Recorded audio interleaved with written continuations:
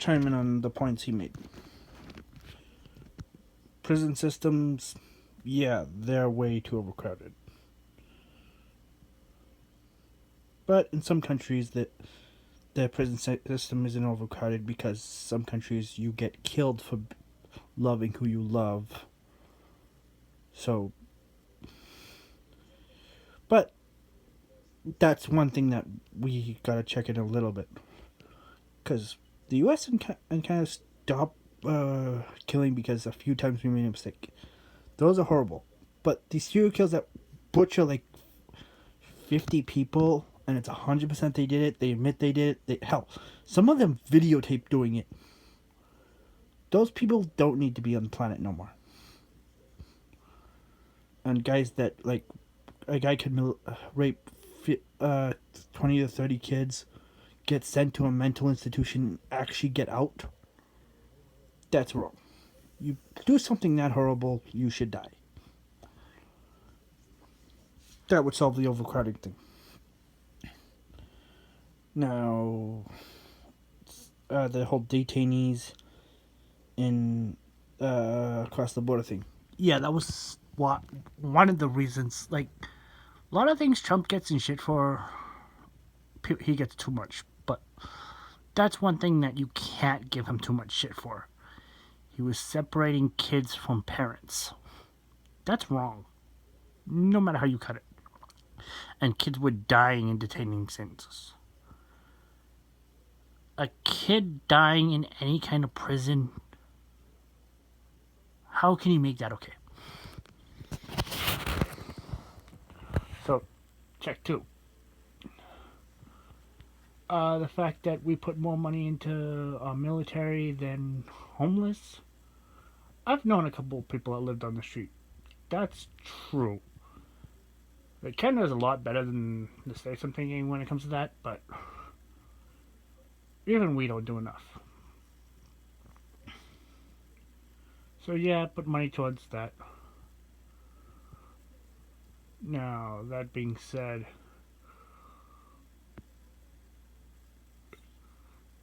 saying it's the military's fault that they're over there? No. Politicians' fault? Yeah, they choose. But the military just follows the chain of command. So, politicians' fault we're over there? Yeah. The top 1% that own the politicians? Yeah. Some random soldier that thinks this is what he should do for his country? No, he should be respected. You're willing to die for what you believe in, and what you believe in isn't horrible. Yeah. But that goes along with that whole the winners write the history.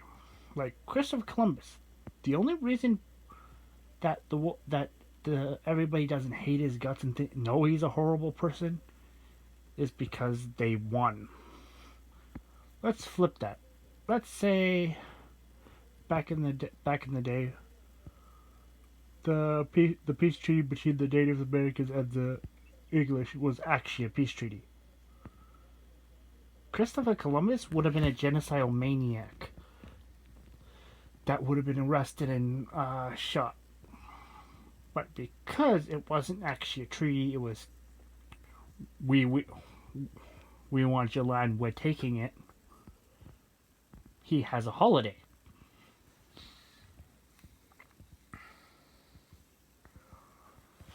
So basically, no country is civilized. No, because people aren't civilized. A person is. People aren't.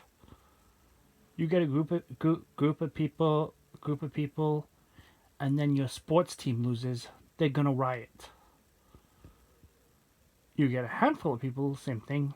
They're just gonna go home, get a couple beers. Same thing with politicians. Oil is a stack of cash on a table. Now, with nobody knowing whose it is. A couple people in the room, you're gonna figure out who it belongs to, or at least try. A lot of people, that cash is going missing, and then the weakest person in the room is going to get blamed for it.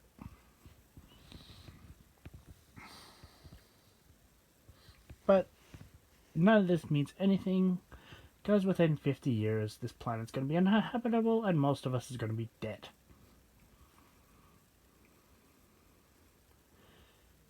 So yeah, the world sucks, people sucks.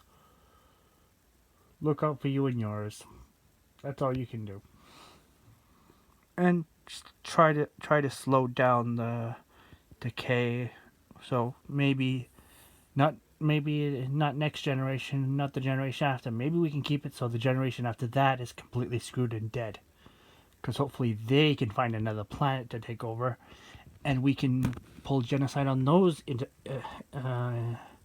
indigenous people and stick them in small groups of their home planet. Because that's human nature. Conquering and conquering other places and pretending you're in the right and why you had to take over and take their stuff is you were trying to help them. That's human nature. What you won't give us, we'll take. We sugarcoat it. We change the narrative. But that's what happens. That's why the earth is screwed. We take.